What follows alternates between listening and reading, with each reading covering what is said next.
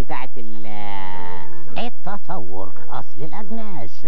عموما انا عملت الرسومات التوضيحية دي زي ما انت شايف. استنتجت منها ان الجنس البشري تطور عبر ملايين السنين، من الحيوان الرئيسي الى الثدييات اللي بتشمل الانسان والقرد اللي تطور بالتدريج. اسفة جدا، الاستاذ فلويد عنده اجتماع. حقيقي؟ مع مين؟ مع صاحبي تاني غيري؟ لا، مع الاستاذ تشارلز داروين عالم الطبيعيات. طبيعيات؟ ما انا متأكد انه صحفي تاني هو عايز ياخد مكاني، ده اكيد. بس انا بقى مش هقبل ده ابدا. ده زي مشاكلي مع روبنسون من تاني. وده هو الاختيار الطبيعي او الانتقاء الحقيقي للامور، وكل ده بيعتمد على البقاء للاصلح.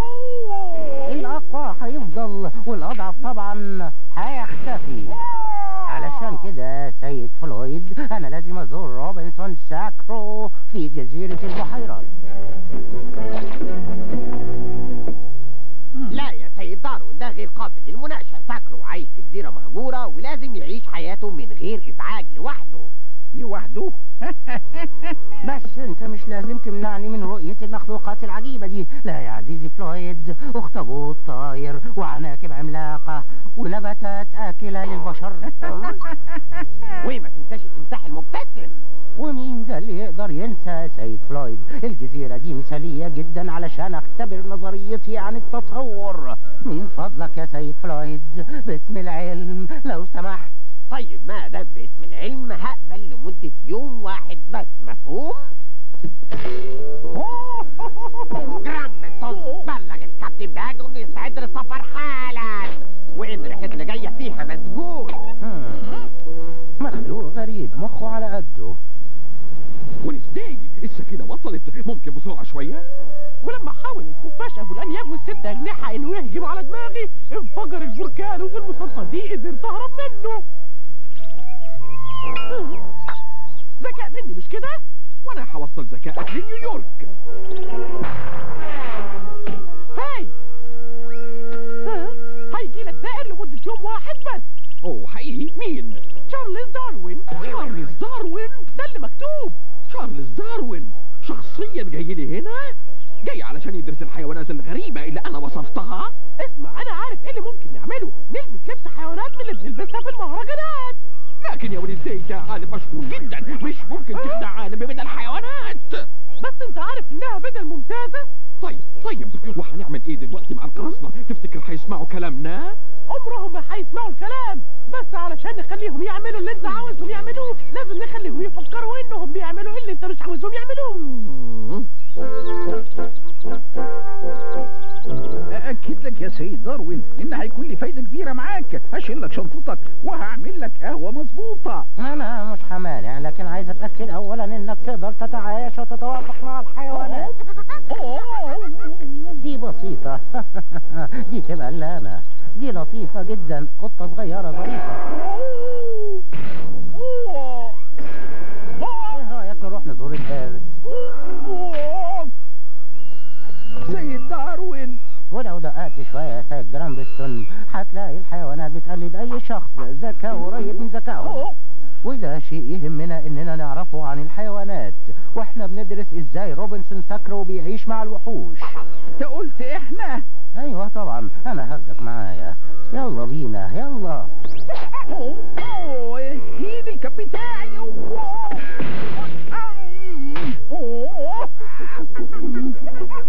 ايه شكلي في حاجة بيضحك. سيد داروين عايز اعرفك على الكابتن باجو قبطان.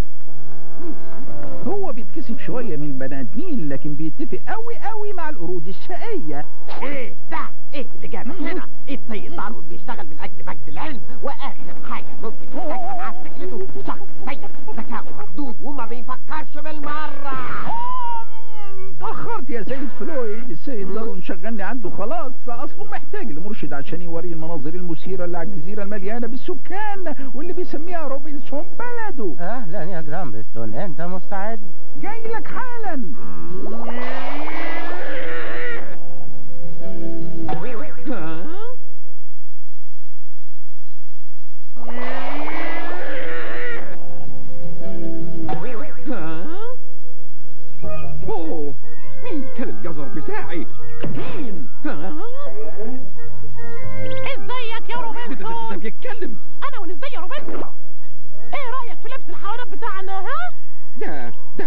ارنب خالص. تعال نروح للخليج الغربي. السيد بيرسي هناك تلاقيه بيلعب كوتشينه مع كابتن جوليه. انا عندي خطه البسهم فيها لبس الحيوانات.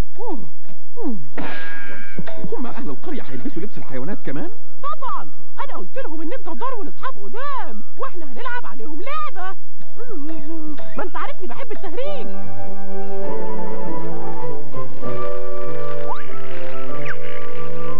اقطع. انت مدهش جدا يا جوليه، لكن يا ترى كم مرة هتفضل تقطع فيها الورق كده؟ مش مهم كم مرة يا سيد بيرسي، المهم انك معجب بطريقتي دي. في حد غريب هنا عندنا، استعدوا يا رجالة. كانت غلطة كبيرة مننا لما فكرنا اننا نيجي من هنا يا روبنسون. مين معانا؟ الأرنب الصغير؟ ايه اللبس المضحك ده يا ولدي؟ بيتهيالي الأحسن انك تقول لهم يا روبنسون. تشارلز داروين صياد القرصنة الخرافي جاي على هنا. لا بلاش. احنا اتصورنا اننا لو لبسنا لبس الحيوانات دي هيبقى سهل على تشارلز داروين الجزار انه يشوفكم. ده خطير. تشارلز داروين الجزار.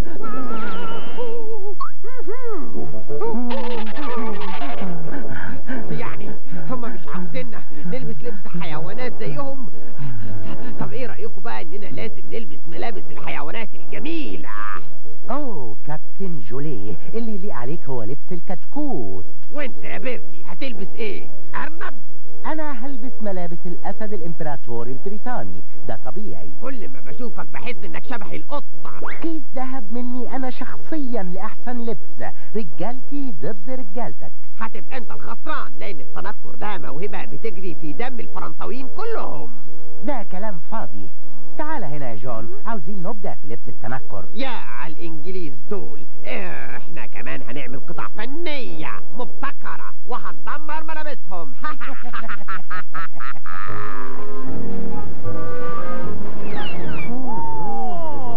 انا لازم اقول ان ده منظر رائع. انت تعوم واحنا نمشي وراك.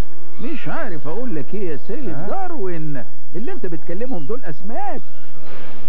كان لازم احذر السيد فلويد، لو الامور في ايدي كنت رجعت له صاحبه ده.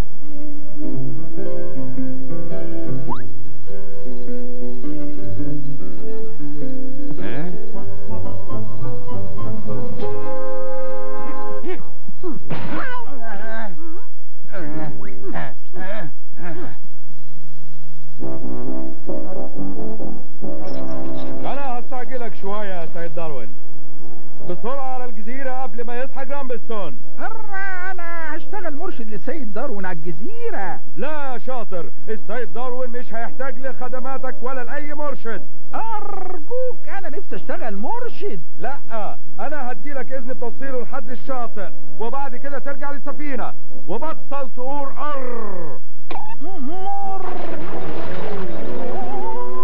ها؟ هم رايحين فين؟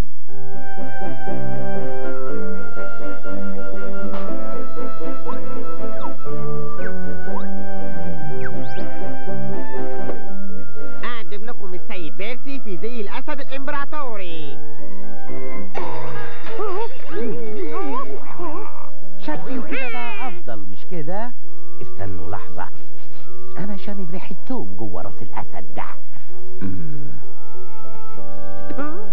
يا خبر، ده مش اسد، دي راس الكتكوت بتاع الجوليه. مش معقول. بقى قناع السيد بيرسي، ممكن تفصل لي ده يا افندي انت؟ انا مش عارف، يمكن هم اللي سرقوا، قصدي انا اللي سرقته بعد ما سرقوا تاني، والمفروض ان انا كنت اسرق بس كفايه، السيد بيرسي سرق الديك بتاعي وانا هخرج له دلوقتي. انا سمعت اشاعة خطيرة بتقول ان جزيرة البحيرات مش مهجورة بجد. وبيقولوا ان في ناس كتير عايشة عليها اكتر من اسنان سمكة القرش. وان روبنسون بيألف قصص ويقول انها مسكونة بالحيوانات الغريبة والمخيفة عشان يبعد عنها السواح. اصله مكار. في ايه؟ ايه ده؟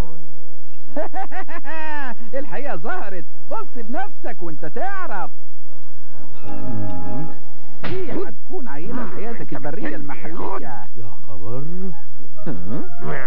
ده ليه؟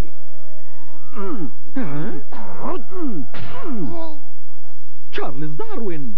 ياه، دي مخلوقات هايلة. الظاهر انها بتتفاهم مع بعضها بنوع معين من اللغات البدائية. بيتهيألي انها لغة عربية ومكسرة كمان. تعال يا استاذ، لازم تبص من قريب على المخلوقات الهايلة وتشوف اللبس اللي لابسينه. تعال شوف. تشارلز داروين، سيد تشارلز داروين.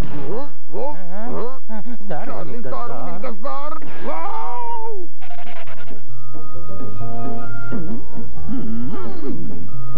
المفروض الاول تقول هيلا هوب هيلا هوب هيلا هوب. فين الحيوانات؟ راحت فين المخلوقات الساحرة الغير عادية؟ ما تزعلش، انت كمان شخص غير عادي، وكمان انت ساحر وجذاب. بيتهيألي كابتن باجو ينادي عليك. لكن يلا روح له. طيب يا روبنسون، اللعبة انتهت خلاص. سيد داروين، ده شرف كبير ليا، اسمح لي اقدم لك نفسي. انت السيد روبنسون، وكرم منك انك تسمح لي اجي هنا وازعج وحدتك علشان ادرس الحياة البرية المثيرة في جزيرتك المهجورة. قول لي يا روبنسون، انت بتشوف الراجل ده اللي اسمه جرامبستون بشكل مستديم؟ مين؟ جرامبستون، الصحفي اللي بيشتغل في الجريدة بتاعتكم اللي كان لابس لبس البحارة. وانا بقول شفت الشكل ده فين قبل كده، لكن انت عرفت ازاي انه هو؟ ما تنساش ان انا عالم، وما فيش حاجة تتخبى، لان المقاسات البدائية لجمجمة البحار ده متطابقة مع راس جرامبستون.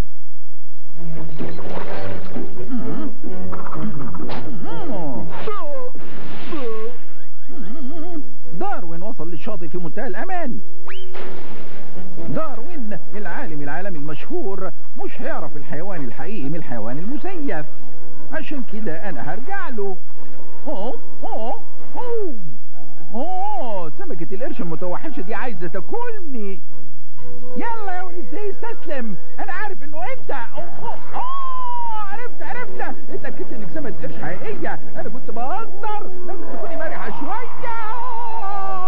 دلوقتي انت عارف ان الجزر المهجورة زي الجزيرة دي بحيواناتها الفريدة النادرة هي احسن معامل لاختبار نظريتي عن التطور، وظروف زي دي لازم تخلق انواع مذهلة من الكائنات.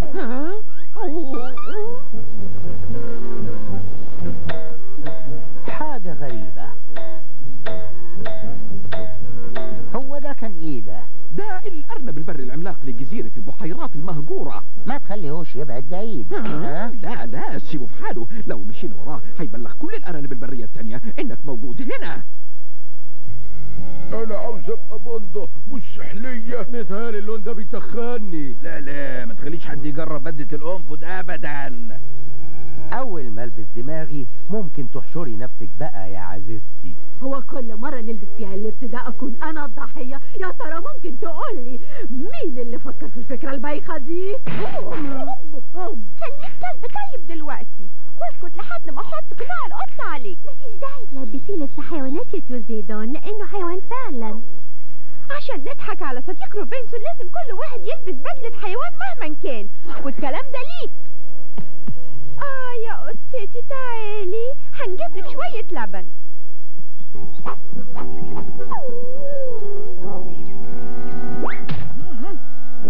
حاول تبص وتعرف التنكر ده يا داروين. في حاجة واحدة لازم تعرفها وانت هنا، وهي انك تعطينا شوية فكاهة.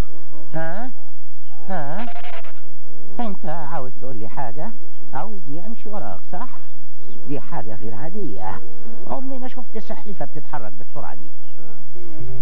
يلا تعالي يا عزيزتي، المرة الجاية تلبس الراس دي اوعدك. يلا بسرعة. شكرا، يلا تعالي.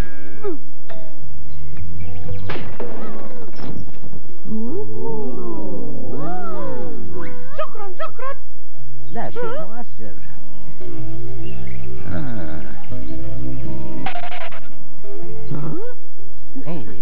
ايه ده؟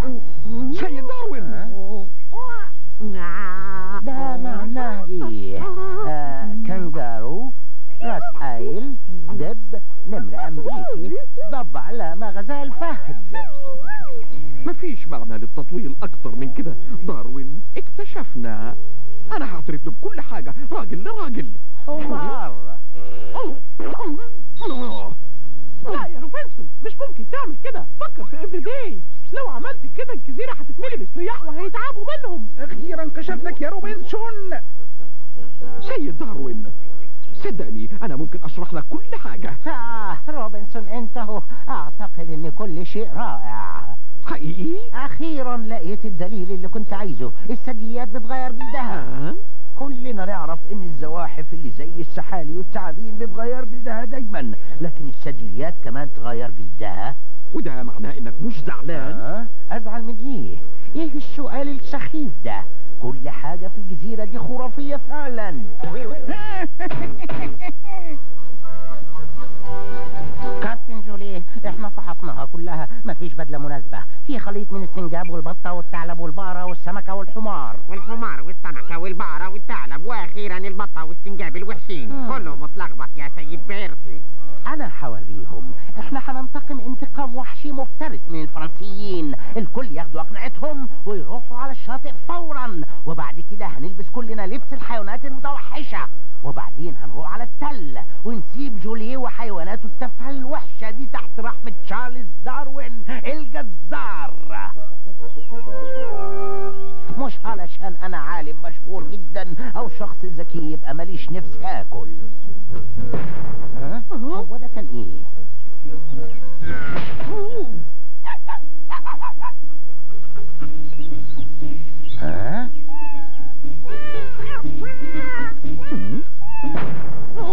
واضح يا سيد روبنسون انك بعيد كل البعد عن الحقيقة. يا سيد داروين، مش ده اللي كنت اقصده انا يعني. انت ليه ما قلتليش انك مشارك قطة في السكن؟ قطة لطيفة. نيو نو. بص، عاوزنا نمشي وراها. في ايه يا ونسداي؟ دول القراصنة، انا هشوف في ايه. شايف السحلفة ماشية بسرعة ازاي؟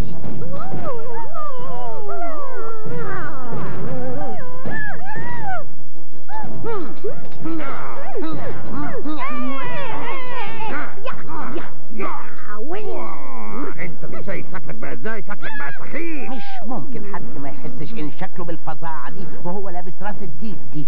سيد بيرسي، انت نرفزتني وانت عصبتني. ده تشارلز داروين سيد القراصنة. أصبحك انك ترمي سيفك وتتظاهر انك اسد او حاجة زي كده.